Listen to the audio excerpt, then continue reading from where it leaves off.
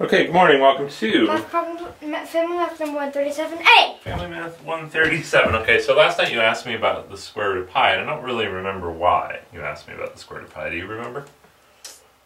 I don't think so. You don't remember? Okay, well that's fine. You just asked me about it. And so after you went to bed, I was thinking about the square root of pi and trying to come up with some examples of where it comes into play. Okay? And so I came up with two, and then somebody on Twitter came up with kind of just a fun one. Okay, so we're going to talk about the square root of pi, because pi comes up a lot, right? Yeah. Do you remember the definition of pi? Well, pi, I think pi it's like 3.1415926535 and so on. Yeah, that's what pi is as a number. But the definition, sorry, of pi. It's in a circle. It's in a circle. Pi is the ratio of the circumference all the way around the circle to the diameter all the way across the circle. It's just the definition. And the area of the circle is pi times the radius squared. Oh yeah. Okay. So here's the radius.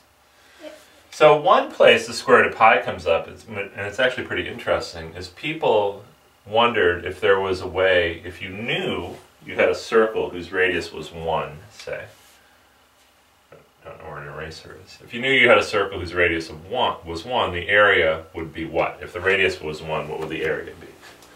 The radius was 1. The area would be pi times 1 squared, which would be 1. Right, so what would the area be? It would be just pi. Pi, right. So if you have a circle of radius 1, the area is pi. Yeah.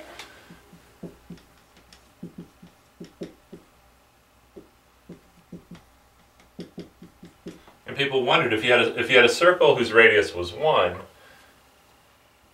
could you make, using a certain set of tools, a compass? Do you know what a compass is? You put a point down and it puts the pencil over there and draws a circle. You seen one of those before? I think so, yeah. And a straight edge, just something to draw a straight line. Not a ruler though, you can't measure with it, but you can just draw a straight line. Yeah. Could you make a square whose area was pi? Interesting. So if you had a circle whose radius was 1 and whose area was pi, could you make a square whose area was pi? Now, do you remember the formula for the area of a square? Do you remember how you find the area of a square? The area of a square, it's like this. I think it's this side and this side. Times each other. Yeah. So you would need square root of pi for the side length. Ooh. So this problem is called squaring the circle. Mm. And you know what? This problem, if you could do this with a compass and a straight edge, was unsolved for about over 2,000 years. Wow. Wow, it wasn't solved until the 1800s, and you know what? It's impossible.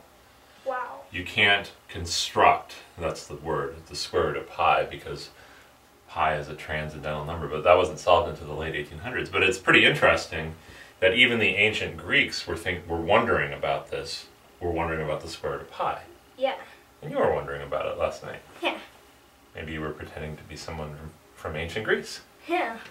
Okay, now do you want to see another kind of cool place where square root of pi comes up? Sure.